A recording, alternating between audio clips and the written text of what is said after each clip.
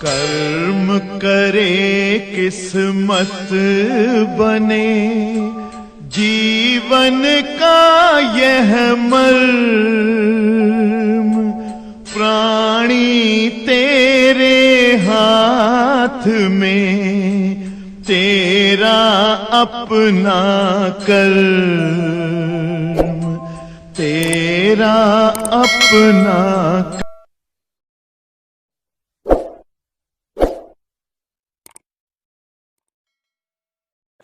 प्यारे बच्चों, प्रकाश की तरंग प्रकृति, जैसा कि आप सभी को बेटा हमने कल की क्लास में बताया था कि प्रकाश की तरंग प्रकृति में दो महत्वपूर्ण प्रश्न जो है विक्रांता जी बनते हैं। पहला महत्वपूर्ण क्वेश्चन बनता है कि हाइगेंस का द्वितीयक तरंगिका सिद्धांत क्या है। ठीक है, 4 नंबर 5 नंबर में क्वेश्चन आता है। दूसरा महत्वपूर्ण क्वेश्चन बनता है हाइगेंस के द्वितीयक तरंगिका सिद्धांत के द्वारा प्रकाश के परावर्तन और अपवर्तन नियमों की व्याख्या करिए। तो बच्चों, कल की क्लास में हमने आपको पूरा का पूरा चैप्टर लिखा दिया, चैप्टर कंप्लीट हो चुका है। और कल की क्लास में हमने आपको प्रकाश के गुण, प्रकाश की प्रवृत्ति, लगभग 16-17 प्रवृत्ति एक्सप्लेन किया था कल की क्लास में, और न्यूटन का कणिका सिद्धांत भी समझाया था। ठीक है, प्रकाश के संदर्भ में न्यूटन ने अपनी थीसिस, अपने विचार प्रकट किए, जिसे जो है न्यूटन का कणिका सिद्धांत कहते हैं। और वह सिद्धांत बहुत दोषयुक्त था, इसलिए आने वाले समय में उस सिद्धांत को गलत मान लिया गया। तो फिलहाल इनका सिद्धांत तो था ही, तो क्या सिद्धांत है जानिए। न्यूटन का कल बताए थे, एक बार फिर से बता दे रहे हैं, कणिका सिद्धांत। और अब तरंग के तीनों चैप्टर थ्योरेटिकल है। 2 घंटे की क्लास मिले तो हर चैप्टर खत्म हो जाए। तीनों चैप्टर 2-2 घंटे की क्लास के हैं, यही जान लीजिए।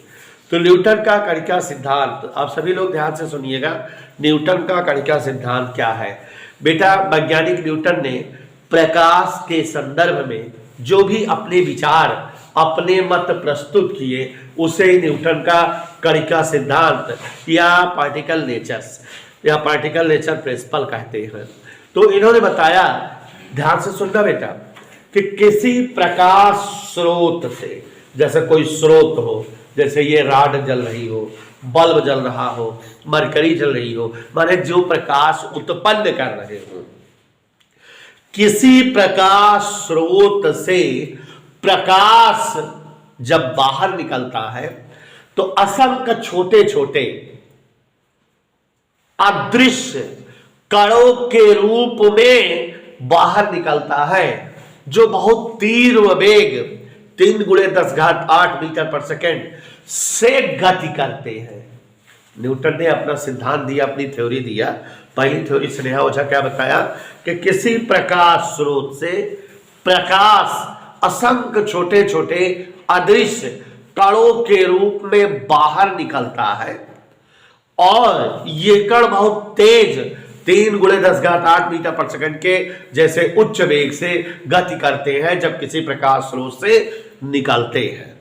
ये बताया न्यूटन ने कणिका सिद्धांत। और इस सिद्धांत को थोड़ा हाई फाई करके प्रकाश के कई गुणों को व्याख्या भी दी। कहा कि जब प्रकाश स्रोत से प्रकाश कणों के रूप में बाहर निकल रहा है तो कण में द्रव्यमान है और कण वेग से चल रहे हैं, तो द्रव्यमान और वेग जब कणों में है तो इसका मतलब ये कण ऊर्जा कण है, माने प्रकाश किसी स्रोत से ऊर्जा के रूप में निकलता है, माने प्रकाश एक प्रकार की ऊर्जा है। ये बात उन्होंने सिद्ध किया अपने कणिका सिद्धांत से कि प्रकाश किसी प्रकाश स्रोत से असंख्य छोटे अनंत अदृश्य कणों के रूप में उत्सर्जित होता है, जो बहुत तीव्र वेग 3 × 10⁸ मीटर पर सेकंड से संचलित होते हैं। अर्थात प्रकाश जो है द्रव्यमान और वेग युक्त कण अर्थात ऊर्जा कण है। इससे यह सत्यापित हुआ कि प्रकाश एक प्रकार की ऊर्जा है। फिर न्यूटन ने अपने ही सिद्धांत से समझाया कि जब जो है ये कण बहुत तेज वेग से चल रहे हैं, बहुत ज्यादा तेज, इतना वेग किसी अन्य वस्तु का नहीं होता, तो मतलब इनकी गति प्रभावित नहीं होती, ये सीधी रेखा में चलते हैं। कोई भी जो है कण इनकी गति को प्रभावित नहीं कर पाता, इनकी जो है संचरण, इनकी दिशा सीधी बनी रहती, स्ट्रेट लाइन, जिधर निकलते हैं उधर बढ़ते चले जाते हैं। माने प्रकाश सीधी रेखा में चलता है। इस गुण की व्याख्या न्यूटन के कण सिद्धांत से हुई। और इन्होंने बताया कि ये कण बहुत तीव्र वेग से संचरित हो रहे हैं, तो इतनी तीव्र वेग से चलने के कारण इनको निर्वात या माध्यम दोनों में चलने में भी कोई प्रॉब्लम नहीं होती। हालांकि अब कोर्स में नहीं है, किताब में भी नहीं है, नहीं तो पहले इन्होंने न्यूटन ने बताया कि जैसे प्रकाश कणिका के रूप में किसी चिकने तल पर गिरता है, तो ये चिकने तल का जो है प्रतिक्रिया बल इन कणों पर लगता रहता है। जैसे ये कोई कण यहाँ आया तो यहाँ पर प्रतिक्रिया बल लगा, तो इसलिए इसकी गति की दिशा थोड़ा विचलित होती गई और ये जो है गति की दिशा इस तरह से प्रभावित हो जाती है जब ये किसी चिकने तल पर टकराते हैं। माने शॉर्टकट में ये बात जान लीजिए आप कि जब जो है प्रकाश स्रोत से प्रकाश कणिकाएं किसी सतह पर आपतित होती है, तो सतह के काल्पनिक प्रतिक्रिया बल के प्रतिकर्षण के कारण उनकी दिशा बदल जाती, माने वो परावर्तन की घटना प्रदर्शित करते हैं। ऐसे ही इसी प्रतिक्रिया बल के कारण अपवर्तन की घटना भी प्रकाश कणिकाएं दिखाती है। प्रकाश कणिकाएं अलग अलग आकार में होती, कोई छोटी कोई बड़ी, और जब ये प्रिज्म से होकर गुजरती है तो जो कणिका एकदम छोटी एकदम हल्की होगी वो पहले आ जाएगी, और जो कणिका मोटी भारी भरकम होगी बाद में आएगी। माने जो है वर्ण विक्षेपण की घटना प्रिज्म से जो है प्रकाश कणिकाएं प्रदर्शित करती है, दिखाती है। तो बच्चों यही इतना पूरा अंतराली इकट्ठा में बोल दिया जाए तो ये न्यूटन का कणिका सिद्धांत है। तो कहिए तो हम एक बार फिर से बता दें न्यूटन का कणिका सिद्धांत क्या है, जान लीजिए आशी जी। किसी प्रकाश स्रोत से प्रकाश असंख्य छोटे छोटे अदृश्य अनंत कणिकाओं के रूप में बाहर उत्सर्जित होता है, जिनमें उच्च वेग 3 × 10⁸ मीटर पर सेकेंड होता है। और जब प्रकाश स्रोत से द्रव्यमान और वेग युक्त कणों के रूप में बाहर निकलता है, माने ये ऊर्जा कण है, अर्थात प्रकाश एक प्रकार की ऊर्जा है, ये सत्यापित होता है।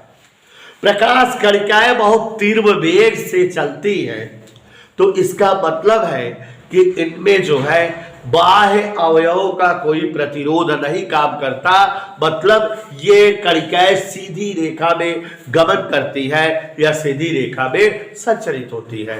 तो प्रकाश जो है सीधी रेखा में चलता है, प्रकाश का गमन सीधी रेखा में होता है, यह बात सत्य साबित हुई। और प्रकाश कणिकाएं इतने उच्च वेग से चल रही है, तो इसका मतलब ये निर्वात और माध्यम दोनों में संचरित हो सकती है। प्रकाश कणिकाएं जब किसी चिकने तल पर आपतित होती है, तो तल की प्रतिक्रिया के कारण इनके मार्ग की दिशा बदलती रहती है, मतलब ये परावर्तन की घटना और इसी प्रकार अपवर्तन की घटना दिखाती है। प्रकाश कणिकाएं अलग अलग आकार की होती है, प्रिज्म से देर सवेर आती है, माने अलग अलग आती है, वर्ण विक्षेपण की घटना प्रकट करती है। न्यूटन ने यही जो है प्रकाश के कणिका सिद्धांत समझाया और इसी सिद्धांत के द्वारा उन्होंने प्रकाश के कई सारे गुणों की व्याख्या की। और बच्चों अपने सिद्धांत के तहत इन्होंने बहुत सारी और भी चीजें बताई, जैसे इन्होंने बताया कि प्रकाश कणिकाओं का वेग सघन माध्यम में ज्यादा होता है और विरल माध्यम में कम होता है, ऐसा न्यूटन ने अपने कणिका सिद्धांत के थ्रू बतलाया। न्यूटन के जो कणिका सिद्धांत था, कणिका सिद्धांत का लॉजिक शॉर्टकट में ओझा जी यही था कि किसी प्रकाश स्रोत से प्रकाश असंख्य छोटे छोटे अनंत कणिकाओं के रूप में उत्सर्जित होता है। इन कणिकाओं में उच्चतम वेग 3 × 10⁸ मीटर पर सेकंड का होता है, और ये इसलिए द्रव्यमान और वेग युक्त कण अर्थात ऊर्जा कण है। प्रकाश एक प्रकार की ऊर्जा है, प्रकाश सीधी रेखा में चलता है, प्रकाश वर्ण विक्षेपण परावर्तन अपवर्तन दिखाता है। किस माध्यम में इन्होंने प्रकाश का वेग ज्यादा माना था? सघन माध्यम, न्यूटन साहब ने। अब इनके कणिका सिद्धांत के दोष माने इनकी बुराइयां, कमियां, कणिका सिद्धांत की कमियां। तो तो कमियां इतनी जबरदस्त हैं कि इनके सिद्धांत को सही मानने में बहुत ज्यादा प्रॉब्लम होगी। तो अथर्व सिंह, ध्यान से सुनना बेटा, कमियां हैं। देखो न्यूटन ने ये कहा क्या कि किसी प्रकाश स्रोत से प्रकाश असंख्य छोटे छोटे कणों के रूप में बाहर निकलता है।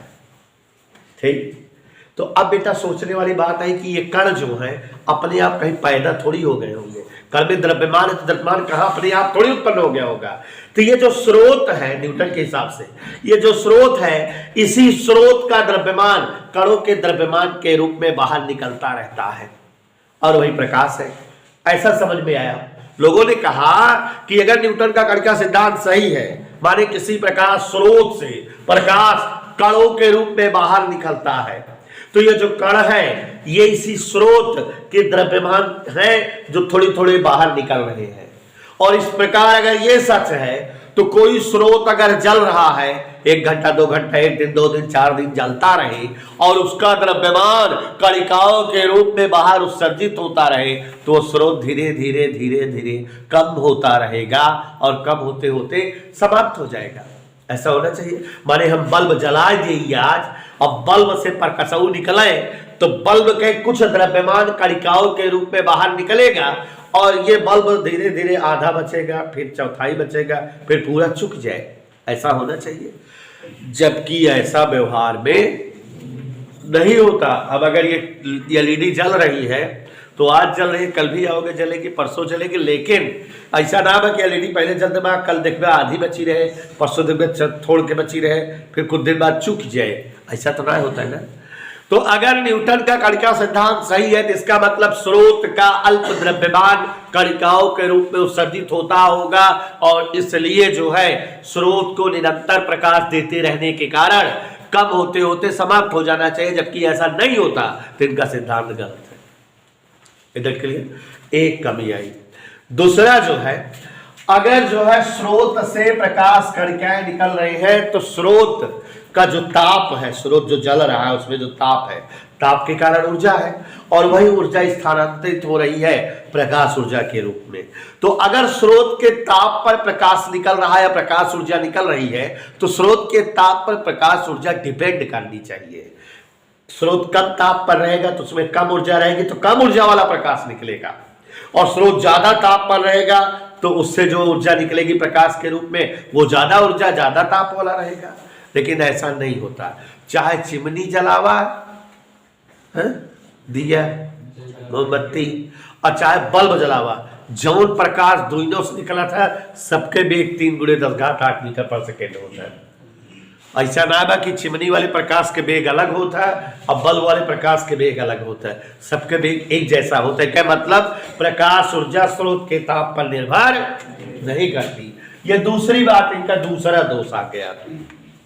तीसरा, इन्होंने परावर्तन और अपवर्तन की घटना को सत्यापित करने के लिए कोई ठोस तर्क नहीं दिया था, बस यही बता दिया कि प्रतिक्रिया बल के कारण ऐसा हुआ। कोई आधार, कोई प्रायोगिक प्रमाण नहीं था, इसलिए भी इनके जो है कणिका सिद्धांत में दोष था। एक और बात, इन्होंने पता लगाया था या इनका लॉजिक कहता था कि सघन माध्यम में प्रकाश का वेग अधिक होता है, जबकि बाद के साइंटिस्टों ने पता किया कि जो है फोको वगैरह वैज्ञानिकों ने प्रकाश का वेग विरल माध्यम में अधिक होता है, सघन में अधिक नहीं होता। तो एक दोष ये हो गया। और दोष था कि भविष्य में कुछ और घटनाएं प्रकाश की पता लगी, जैसे विवर्तन, व्यतिकरण, ध्रुवण। इन सब घटनाओं को किसी भी तरीके से कणिका सिद्धांत द्वारा सत्यापित नहीं किया जा सका और इस वजह से पूरी तरह से यह कणिका सिद्धांत गलत साबित हो गया। ठीक बेटा? तो कणिका सिद्धांत के दोष में कुलदीप मौर्य पहला दोष क्या था? कणिका सिद्धांत के तहत स्रोत का द्रव्यमान कणिकाओं के द्रव्यमान के रूप में उत्सर्जित होना चाहिए। इस प्रकार स्रोत को जलते रहने से धीरे धीरे समाप्त होते हुए या द्रव्यमान कम होते होते समाप्त हो जाना चाहिए, ऐसा नहीं होता। दूसरा, हमने आपको बताया बेटा कि स्रोत के ताप पर प्रकाश ऊर्जा की निर्भरता होनी चाहिए, जबकि ऐसा नहीं होता। सघन माध्यम में इन्होंने वेग पता लगाया था ज्यादा होता है, जबकि ऐसा नहीं होता। और क्या विशेषता बताए बेटा कि प्रकाश की कुछ घटनाएं जैसे जो है व्यतिकरण, विस्पंद, ध्रुवण को कणिका सिद्धांत द्वारा सही नहीं सत्यापित किया जा सकता, इसलिए न्यूटन का कणिका सिद्धांत पूर्णतया रंग हो गया। और जब पूर्णतया रंग हो गया तो प्रकाश के संदर्भ में या प्रकाश के बारे में एक साइंटिस्ट हुए हॉलैंड के फेमस वैज्ञानिक, अब जिनका चर्चा लगातार 2-3 पाठ में होगी, और उनका नाम था हाइगेंस। और हाइगेंस ने प्रकाश के संदर्भ में अपने मत, अपनी परिभाषाएं, अपनी थ्योरी दिया। और जो है हम लोग प्रकाश को अब हाइगेंस के हिसाब से समझेंगे क्या है। हाइगेंस ने एक सिद्धांत दिया, हालांकि इन्होंने 2 सिद्धांत दिए, दूसरा ज्यादा इंपॉर्टेंट है, हाइगेंस का तरंग सिद्धांत। और बच्चों यहीं से सही तरंग वाला चैप्टर स्टार्ट हो गया। हाइगेंस का तरंग सिद्धांत यहीं से सुन। देखिए, वैज्ञानिक हाइगेंस ने जब न्यूटन का कणिका सिद्धांत अमान्य हो गया, उसमें तमाम कमियां सत्यापित हो गई, तो एक हॉलैंड के वैज्ञानिक थे हाइगेंस। और हाइगेंस ने बेटा प्रकाश के संदर्भ में अपना मत प्रस्तुत किया। और इनका मत अगर जो है हमारे हिसाब से समझ लीजिए तो लैंग्वेज बना के अपने आप लिख सकते हो।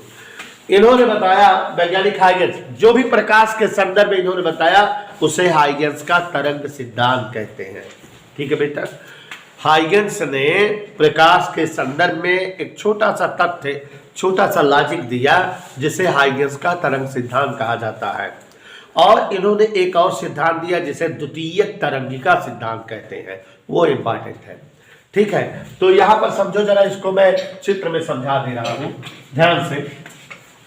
जैसे बेटा ये जो है आपके बल्ब है, यहां प्रकाश निकल रहा है चारों तरफ, तो ये प्रकाश स्रोत हुआ, प्रकाश स्रोत हुआ कि नहीं।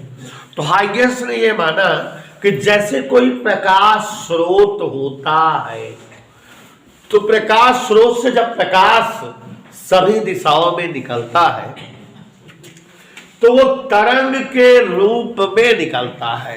माने जब प्रकाश किसी भी दिशा में निकलता है तो तरंग गति करते हुए निकलता है, ऐसे तरंग के रूप में प्रकाश स्रोत से प्रत्येक दिशा में संचरित होता है। अब यह जो माध्यम है, माध्यम के जो कण है जैसे हवा, धूल इत्यादि, जब ये तरंगे माध्यम के कण से टकराती है तो ये कण भी तरंग गति, अप डाउन मोशन करने लगते हैं, तरंग गति करने लगते हैं। और इस प्रकार तरंगे इन कणों से होकर के लगातार आगे बढ़े, आगे कोई और कण टकराया, फिर वो तरंगत करने लगा, तो इन्हीं माध्यम के कणों से टकराते हुए, तरंगत करते हुए निरंतर आगे बढ़ती जाती है और दूर तक प्रकाश संचरित होता रहता है, दूर तक प्रकाश दिखाई देता रहता है।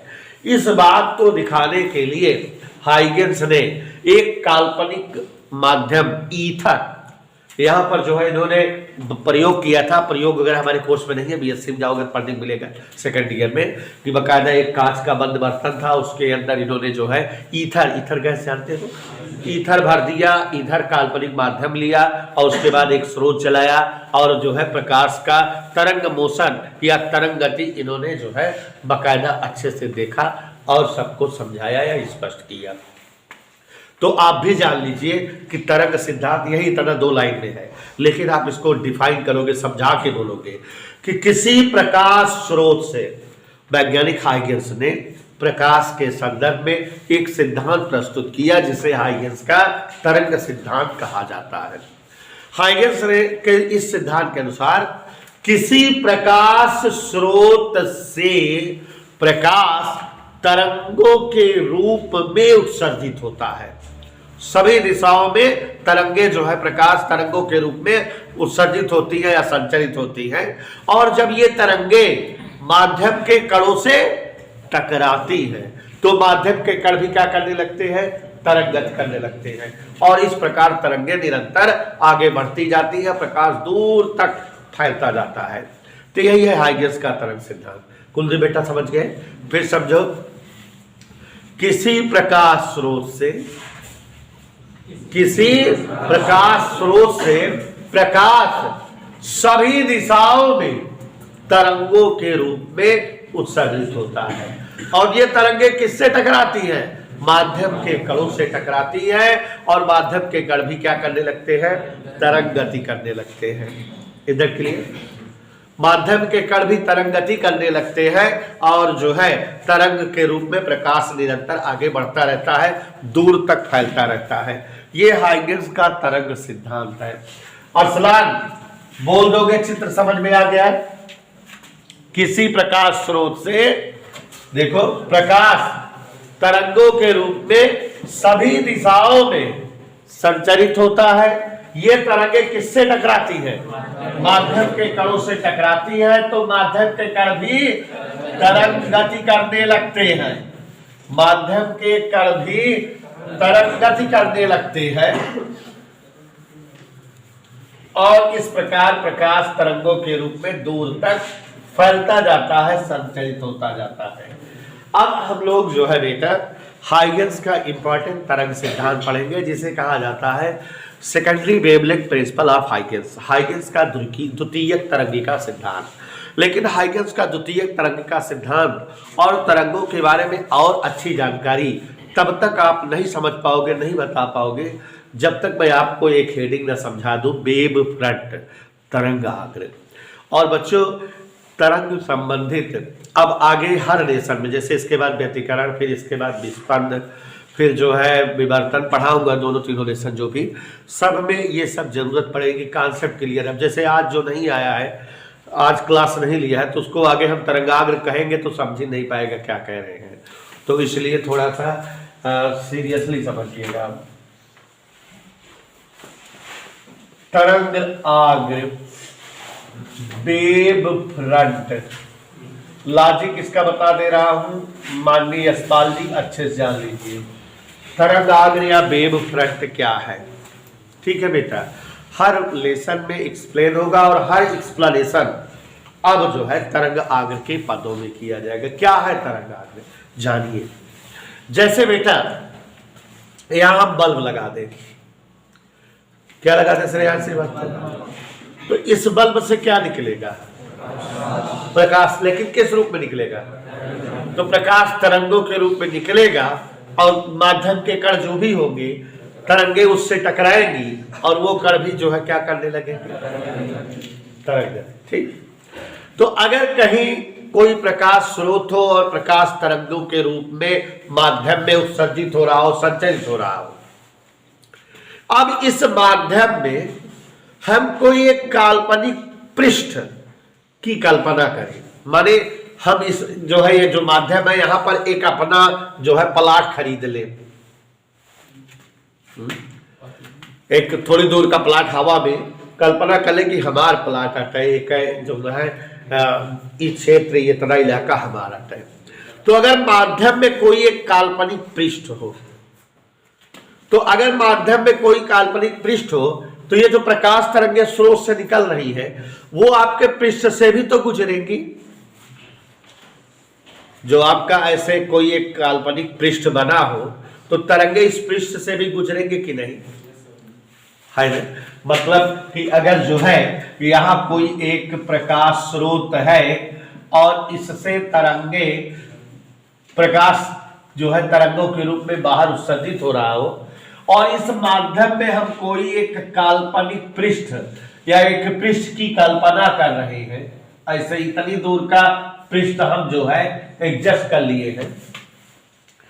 ये पृष्ठ असंख्य छोटे छोटे बिंदुओं या कणों से मिलकर बना होगा। माने यहाँ ढेर सारे कण होंगे, इस हमारे पृष्ठ में जितने कण होंगे माध्यम के, वो ऐसे मान लो है, और ये तरंगे आएंगी, इन कणों से टकराएंगी।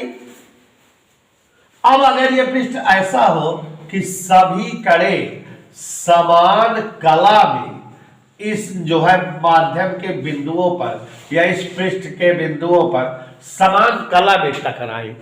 समान कला माने जैसे जितने बिंदु हैं, इस बिंदु पर तरंगे एक ही दिशा में, कला का मतलब होता है तरंग संचरण की दिशा, माने किसी क्षण तरंग के कण जिस दिशा में होते हैं वही तरंग की कला होती है। तो देखो सारी तरंगें ऊपर से नीचे की ओर आ रही है, कहीं जब माध्यम के कणों से मिल रही है तो सबका संचरण एक ही दिशा में, नीचे की ओर हम दिखाएंगे, या हो सकता है ऊपर की ओर दिखाते। तो अगर माध्यम के सभी कण समान कला में हो तो इस काल्पनिक पृष्ठ को तरंगाग्र कहते हैं। इसकी 3-4 खासियत बता रहा हूं, ध्यान समझो। किसी माध्यम में, जैसे माध्यम है, स्थित वह काल्पनिक पृष्ठ जिसके प्रत्येक बिंदु समान कला में हो, जिसके प्रत्येक बिंदुओं पर तरंगे समान कला में मिलती हो, उसी काल्पनिक पृष्ठ को तरंगाग्र कहते हैं। ठीक है, फिर से समझो। तरंगाग्र क्या है? एक प्रकार का काल्पनिक पृष्ठ है। कहां है? माध्यम में है। इसमें ढेर सारे बिंदु हैं, जहां पर जो तरंगे मिलती हैं प्रकाश की, वो सब कैसे मिलती है? एक ही कला में, एक ही दिशा में मिलती है, समान कला में मिलती है। तो तरंगाग्र का तो मतलब इतना ही हुआ। फिर से एक बार जानिए, किसी माध्यम में स्थित वह काल्पनिक पृष्ठ जिसके प्रत्येक बिंदु में तरंगे समान कला में मिलती हो, तरंगाग्र कहलाता है। क्या कहलाता है बेटा?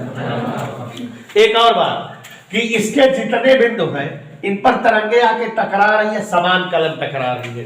तो जैसे ये काल्पनिक पृष्ठ है और इस पे तरंगे आके टकरा रही है, तो यह जैसे इस बिंदु से तरंग टकराई तो ये बिंदु तरंगित करने लगेगा कि नहीं? तो मैंने अब इस बिंदु के बाद तरंग ऐसे आगे बढ़ते हुए मिलेगी, इस बिंदु के बाद तरंग करते हुए मिलेगी, इस बिंदु के बाद। तो ये जो तरंगे अब बन रही है इन्हें सेकेंडरी वेवलेट्स, द्वितीयक तरंगिकाएं कहा जाता है। कौन सी तरंगिकाएं कहा जाता है? और जो इन बिंदुओं पर टकरा रही थी ये क्या थी? प्रारंभिक तरंगिकाएं। ठीक है, तो मतलब एक खासियत और हो गई। क्या हो गई अथर्व सिंह? कि जो तरंगाग्र होता है उसके जितने बिंदु होते हैं उन बिंदुओं पर प्राथमिक तरंगिकाएं समान कला में मिलती हैं और वे सारे के सारे बिंदु द्वितीयक तरंगिकाएं बनाते हैं। माने तरंगाग्र वह काल्पनिक पृष्ठ है जिसके प्रत्येक बिंदु द्वितीयक तरंगिका स्रोत होती है, जिसके प्रत्येक बिंदुओं से द्वितीयक तरंगिकाएं बनती हैं, उत्पन्न होती है। दो तरफ परिभाषा हो गई कि नहीं? आप देख रहे हो कि ये एक ऐसा काल्पनिक पृष्ठ है जिस पर प्राथमिक तरंगिकाएं आकर लड़ भिड़ रही हैं।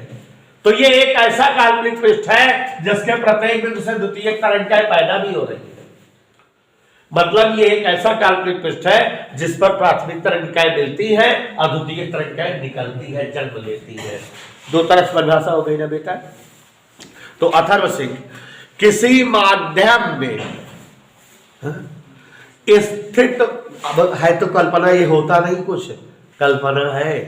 किसी माध्यम में स्थित वह काल्पनिक पृष्ठ जिनके प्रत्येक बिंदुओं पर तरंगिकाएं समान कला में मिलती हो और जिसके प्रत्येक बिंदु द्वितीयक तरंगिकाओं को जन्म देते हो, माने द्वितीयक तरंगिकाएं बनाते हो, द्वितीयक तरंगिकाओं के स्रोत होते हो।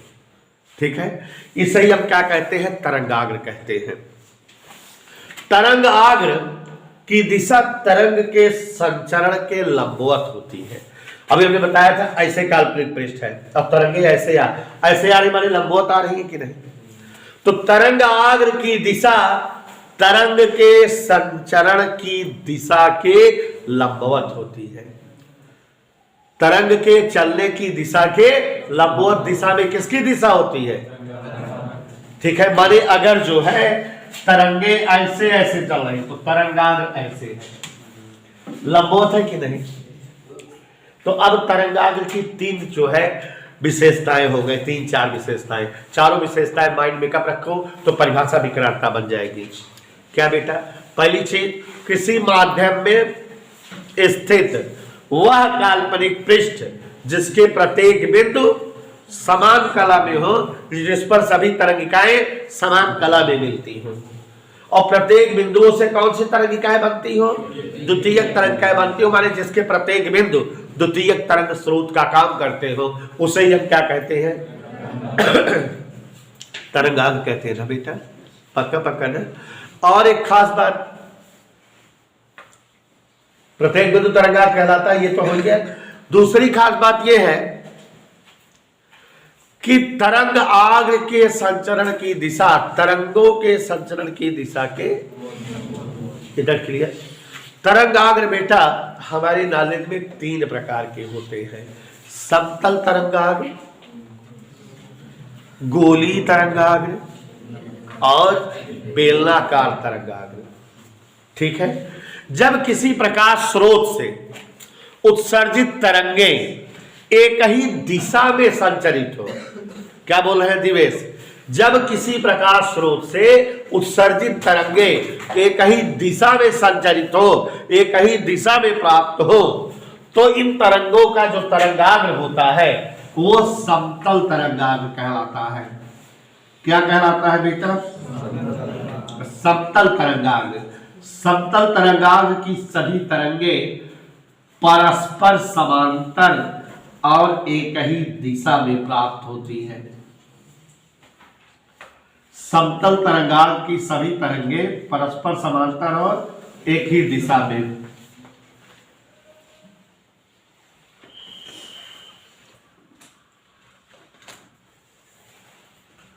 ये देखो जरा, सभी तरंगे एक ही दिशा में दिख रही है कि नहीं? तो ये जो तरंगाग्र है इसे कौन सा तरंगाग्र कहेंगे? ये समतल तरंगाग्र। समझ आया बेटा? कैसा तरंगाग्र है ये? परिभाषा इसकी क्या बन रही है कि यदि किसी तरंग स्रोत से या प्रकाश स्रोत से प्राप्त तरंगे एक ही दिशा में संचरित हो, यदि किसी प्रकाश स्रोत से प्राप्त तरंगे एक ही दिशा में संचरित हो, तो इन तरंगों से होकर गुजरने वाला तरंगाग्र समतल तरंगाग्र कहलाता है। समतल तरंगाग्र की सभी तरंगे परस्पर समांतर और एक ही दिशा में होती है। ये कौन से तरंगाग्र का फोटो बनाए हैं? ये जो पृष्ठ दिख रहा है यही तरंगाग्र है। देखो इस पृष्ठ में सारी तरंगे एक ही दिशा में आ रही है कि नहीं? और ये जो निकल रही है सब क्या है? द्वितीयक तरंगिकाएं। और सारी तरंगे देखो पृष्ठ के लंबवत आ रही है कि नहीं? ये जो पृष्ठ है ऐसे है खड़ा खड़ा, कहीं काफी ऐसे खड़ी खड़ी रख दो, तरंगे लंबवत आपतित हो रही कि नहीं? तो तीनों चारों विशेषता बन गई कि नहीं तरंगाग्र की? पहली विशेषता क्या है कि तरंगाग्र एक ऐसा काल्पनिक पृष्ठ है जिससे सभी तरंगे समान कला मिलते, देखो सब एक जैसी दिशा में आ रही है।